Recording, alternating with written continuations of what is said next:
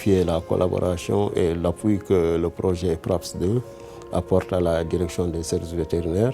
Et cela, c'était une demande qui était là, un problème qui était crucial, auquel les services vétérinaires étaient confrontés. Parce que ce qu'il faut comprendre, c'est qu'après les vaccinations, on avait de sérieux soucis pour pouvoir les détruire.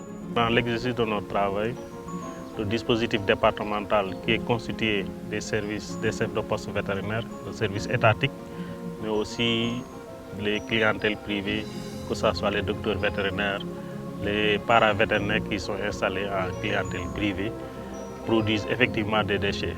Mais l'essentiel des déchets, c'est des objets piquants et tranchants, des flacons et autres, en tout cas, objets qui émanent effectivement de l'exercice de la médecine vétérinaire. C'est des molécules. D'habitude, si la prise en charge n'est pas normale, et les animaux peuvent ingérer ces résidus de médicaments qui peuvent être néfastes pour la santé animale, mais aussi pour la santé humaine. Nous avons fait façon bi nga xamni mo gëna yomb rek déchets yi ñi produire yépp dañ ko doon jaxase rek def ko ci benn poubelle. Amna benn charrette bu fi jaar bo xamanteni chaque lundi wala chaque mercredi mu jaar fi ramasser ko yobbu. Suite bi na xamuñu num koy def mais ce qui est sûr moy daf koy sanni waat ci nature bi rek té ku nekk xam na ni lolu ay amna ay yeneen jeexital yo xamanteni mën na ko jur. Toutes les activités mises en œuvre par le PRAPS 2 doivent se faire en conformité avec notre dispositif réglementaire, mais aussi en conformité avec le cadre environnemental et social. Le Sénégal aussi a ratifié des conventions internationales. J'ai bénéficié de la formation des formateurs sur la gestion des déchets biomédicaux. Cette formation a été organisée par le projet PRAPS. Il avait formé les régionaux, plus les 14 vétérinaires privés installés en clientèle privée au niveau des 14 régions.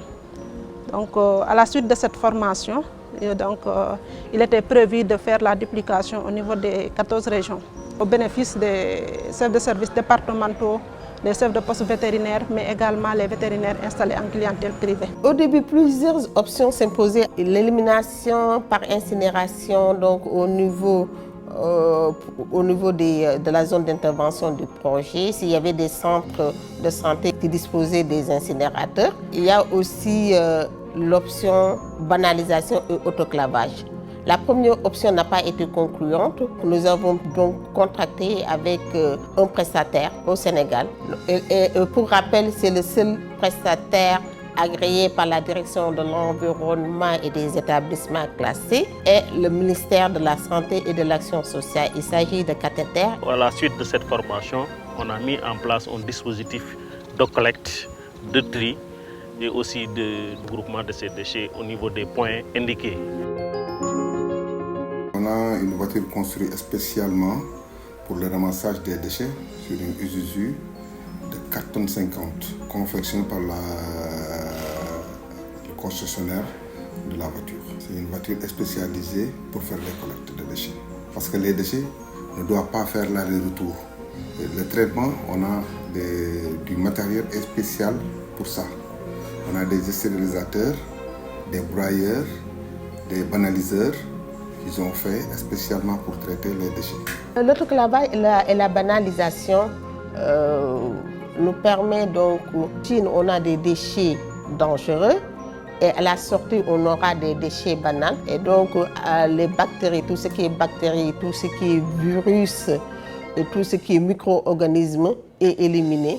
Et l'élimination finale va se faire au niveau des filières et standards, comme l'enfouissement et au niveau des charges autorisées.